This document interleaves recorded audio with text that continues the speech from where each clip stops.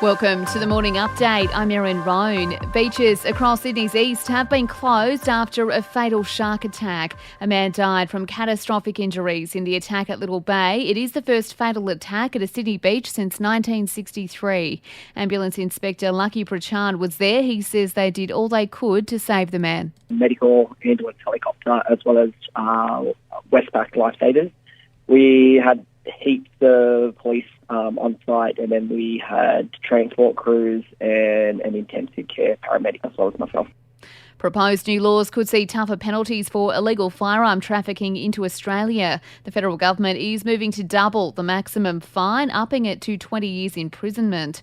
Home Affairs Minister Karen Andrews says she's taking action to protect the community. We know that they remain in circulation for a very long period of time. That's why it is important that we have legislation in place that would prevent importation, but importantly is that there are significant penalties.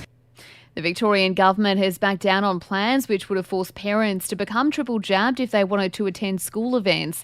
Premier Daniel Andrews says the government website was wrong. Previously, the department had listed advice which saw the vaccine rule come into effect on March 15.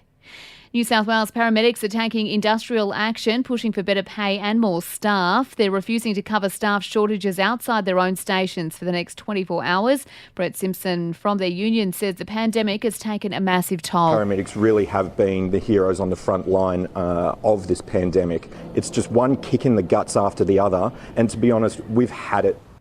Overseas, the US says it's still not convinced Russia is pulling troops back from the Ukraine border. US Secretary of State Antony Blinken says there's no evidence. There's what Russia says and then there's what Russia does, and we haven't seen any pullback of its forces. In sport, Aussie ski cross athlete Sammy Kennedy-Sim will make her first run at the Beijing Winter Olympics today. She'll be looking to better her 8th placed finish 4 years ago. And the Western Sydney Wanderers have claimed a 2-0 win over Melbourne victory in the A-League. Earlier, Wellington thrashed Brisbane Raw 3-0.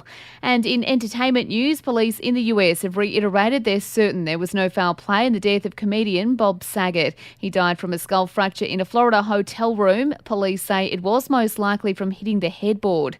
A judge has also blocked the release of records related to his death after his family filed a complaint. And that's the latest from the Nova Podcasts team. We'll see you this afternoon for another episode of The Update.